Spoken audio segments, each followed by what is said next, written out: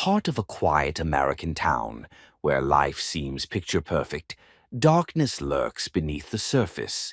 A young woman disappears without a trace, and time is running out. Every second counts as investigators face the ultimate challenge: 48 hours to catch a killer. Will justice prevail, or will the clock run out before the truth is uncovered? The early morning quiet of a sleepy suburban street. The sun had just begun to rise, casting a soft, golden hue over the neatly lined houses and manicured lawns. The air was still, almost serene, as if the world was holding its breath. Birds beginning their morning chorus, their songs a gentle reminder of the new day dawning. The tranquility of the scene was almost palpable, a perfect picture of suburban peace. Then, the shattering roar of metal on brick. The sound was jarring, a violent intrusion into the calm morning. It was 5:30 a.m. on July 31st, 2022, when a speeding car slammed into a business complex in Strongsville, Ohio. The force of the impact was so great that it shook nearby buildings, waking residents from their slumber. The impact echoed through the neighborhood, a terrifying alarm bell in the pre-dawn stillness. People rushed to their windows, their hearts pounding with fear and confusion. First responders rushed to the scene, hearts pounding, sirens screaming. The flashing lights of emergency vehicles painted the scene in a surreal, almost nightmarish glow. What they found was a scene of unimaginable carnage. Debris was scattered everywhere, a chaotic testament to the violence of the crash.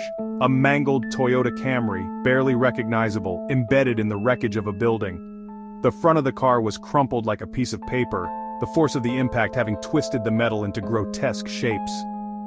Inside, 3 young lives were hanging in the balance. The sight was heart-wrenching, a stark reminder of the fragility of life.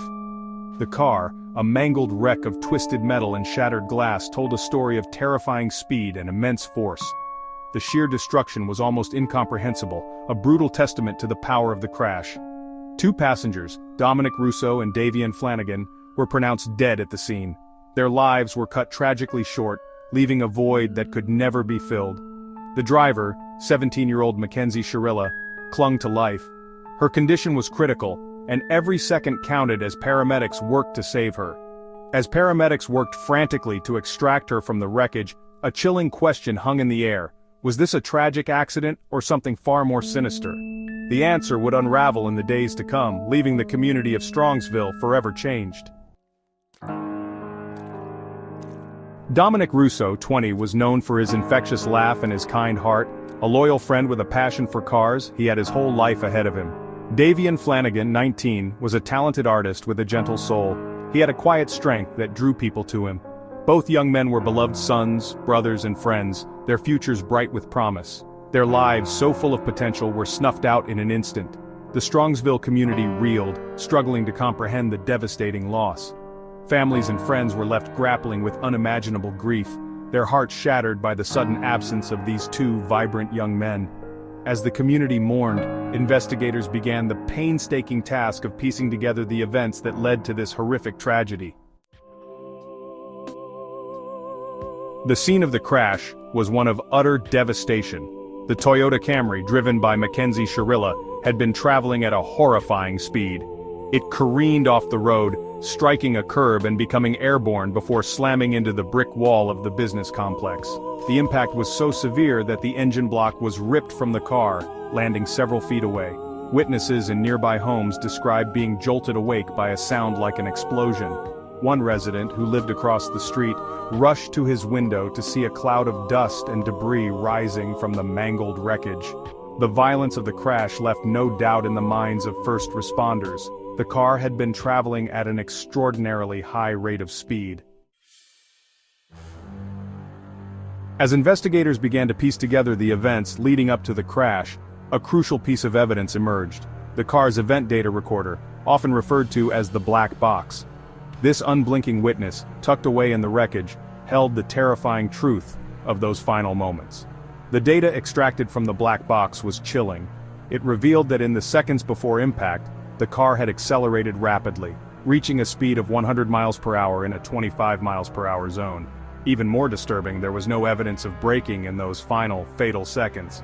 The car had been driven directly into the building with terrifying intent. The investigation into the crash quickly shifted from an accident reconstruction to a potential homicide investigation.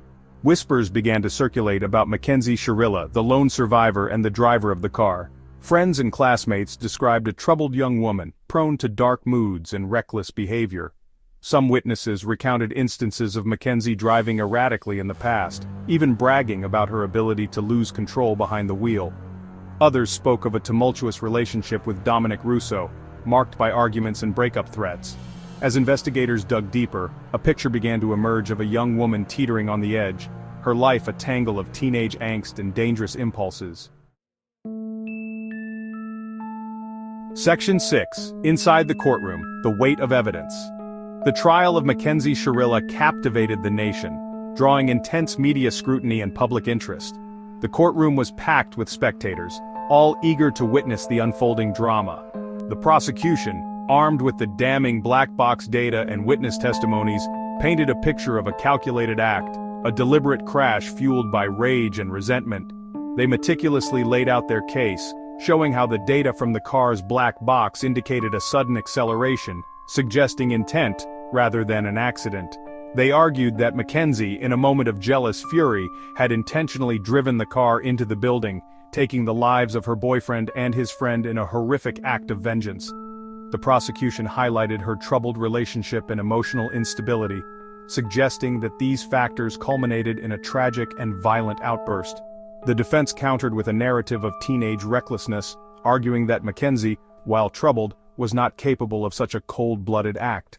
They portrayed her as a young woman overwhelmed by her circumstances, making a series of poor decisions rather than committing a premeditated crime. They suggested that the crash was a suicide attempt gone wrong, a desperate cry for help from a young woman spiraling out of control.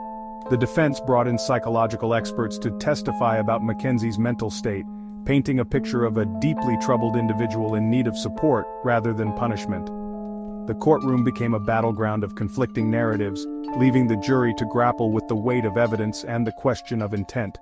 As the trial progressed, the tension in the room was palpable, with each side presenting compelling arguments that left the jury with the daunting task of determining the truth amidst a sea of doubt and emotion. The verdict and sentencing. After weeks of testimony and deliberation, the jury reached a verdict: guilty. Mackenzie Shirilla was found guilty on all 12 counts against her, including 4 counts of murder, 4 counts of felonious assault, and 2 counts of aggravated vehicular homicide. The courtroom, packed with family members and friends of the victims, erupted in gasps and sobs. The judge, visibly shaken by the gravity of the case, sentenced Mackenzie Shirilla to life in prison, with the possibility of parole after 15 years. The sentence, while offering a glimmer of hope for eventual release, brought little solace to the families shattered by the loss of Dominic and Davion. For them, the verdict brought a sense of justice, but it could never erase the pain of their loss. Section 8. A Descent into Darkness, Exploring the Motives. In the aftermath of the trial, questions lingered about what could drive a 17-year-old girl to commit such a horrific act. Experts weighed in, offering insights into the complex psychological factors that might have contributed to Mackenzie Shirilla's actions. Some pointed to the possibility of borderline personality disorder, a condition characterized by unstable relationships, impulsive behavior, and intense emotional swings. Others speculated about the role of substance abuse, as traces of marijuana were found in Mackenzie's system after the crash.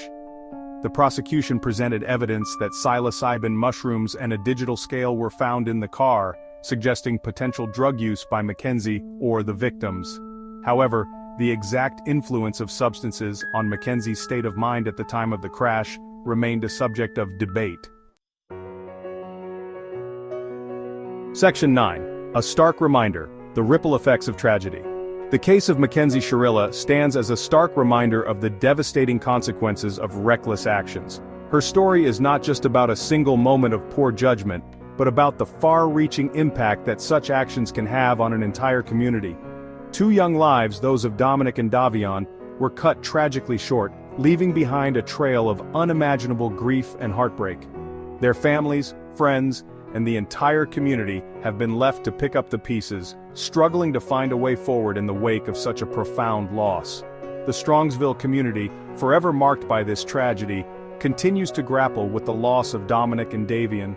The pain and sorrow felt by those who knew them is a testament to the deep connections and bonds that were shattered on that fateful day. The case also serves as a cautionary tale about the importance of addressing mental health issues, particularly among young people. It underscores the need for open conversations and proactive measures to ensure that those who are struggling receive the help they need before it's too late. Mackenzie Shirilla's story, while extreme, highlights the need for greater awareness and access to mental health resources. Her actions, though inexcusable, point to a larger issue that affects many young people today, an issue that requires our immediate attention and action. By recognizing the warning signs and seeking help, perhaps such tragedies can be prevented in the future. It's crucial for parents, teachers, and peers to be vigilant and supportive, creating an environment where mental health is prioritized and stigma is eliminated. If you or someone you know is struggling with mental health issues, please reach out for help. There is no shame in seeking assistance, and doing so can make all the difference in preventing another tragedy. There are resources available to provide support and guidance during difficult times. Hotlines, counseling services, and community support groups are just a few of the options available to those in need. And for more compelling true crime stories that delve into the darkest corners of the human psyche, be sure to subscribe to our channel. We aim to shed light on these stories not just to inform, but to inspire change and prevent future tragedies.